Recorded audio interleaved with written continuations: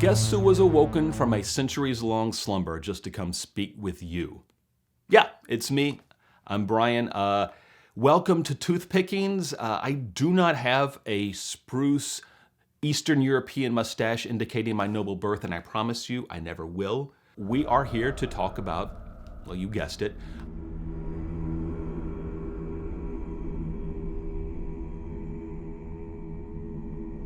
I'm not going to do spoilers for the film that came out in 2024 because it's hard to spoil, honestly. Think about when you go see Shakespeare. You know how Romeo and Juliet's going to end, but maybe you want to see how a different Shakespearean company interprets the material, what they bring to the table. That's kind of what we have here with the Robert Eggers 2024 Nosferatu. I kind of just did a little bit of a spoiler with that, I guess, and I'm sorry, not sorry. Anyway, you know the broad strokes of the story of Nosferatu, I'm sure, if you've hung around this channel at all. 1922, there is an unlicensed adaptation of Dracula. There's a lawsuit, there's court cases, there's legend and lore surrounding the film, etc., etc. It's a great story. I'm not going to rehash it here. Ever since Robert Eggers' film came out, everybody's rehashing that story. And great, I don't have to do that again. What I want to talk to you about today is the vampire lore within Nosferatu and something that gets so often overlooked in that lore. I have probably bored you with the fact that Nosferatu from 1922 innovated one big thing for vampires, and that was a vulnerability to the sun.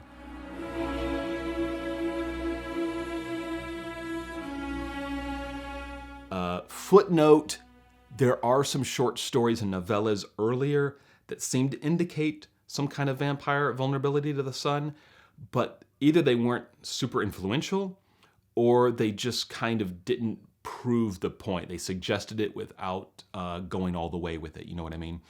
So Nosferatu is the one that really brings the sun in as a weapon against vampires.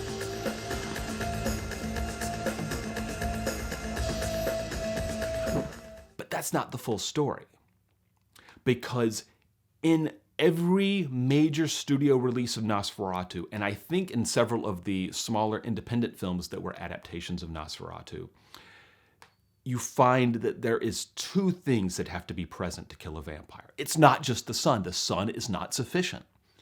There has to be the, interpretations vary, but the embrace of, the willingness of a young woman to lure the vampire in and hold the vampire in her thrall until the sun rises. And should a woman pure of heart make him forget the cry of the cock, the first light of day will destroy him. Both of those things must be true for the vampire to be vanquished in the versions of Nosferatu that have made it to the front. Not true in other vampire stories. You could fill a Carpathian castle with vampire books and movies and TV shows, comic books, where the sun destroys the vampire. But that second condition that Nosferatu lays out is not present. I can think of a couple stories where it's sort of like a reference is made, a nod is made.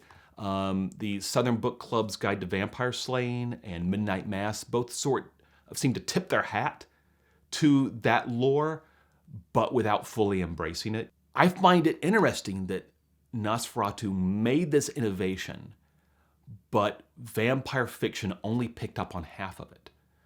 Vampire fiction picked up on the sun as being the thing that was required to kill a vampire, but not this other part, this holding the vampire in the thrall of a young woman. And I always found that part fascinating.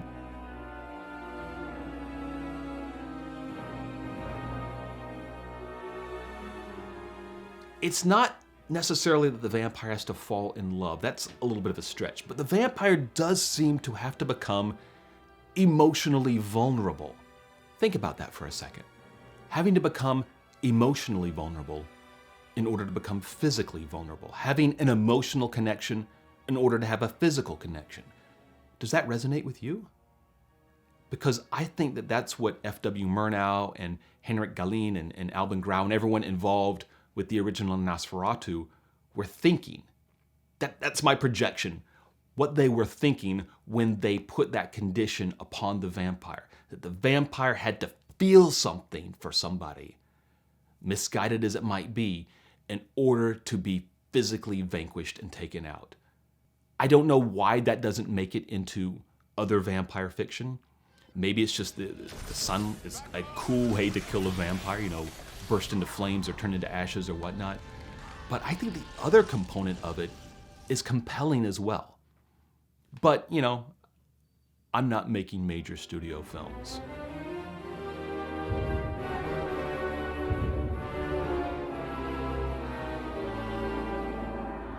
If you enjoyed any version of Nosferatu from the past 100+ years, I hope you'll stick around this channel because I'm going to have an interview coming up very soon with Dr. Lockie Heiss. Now, if you were following Toothpickings back when I was blogging before I put my foot into YouTube, you know that I was citing Lockie Heiss on other Dracula-related projects. Well, Lockie also knows a hell of a lot about Nosferatu. In fact, he did the commentary on one of the film release versions.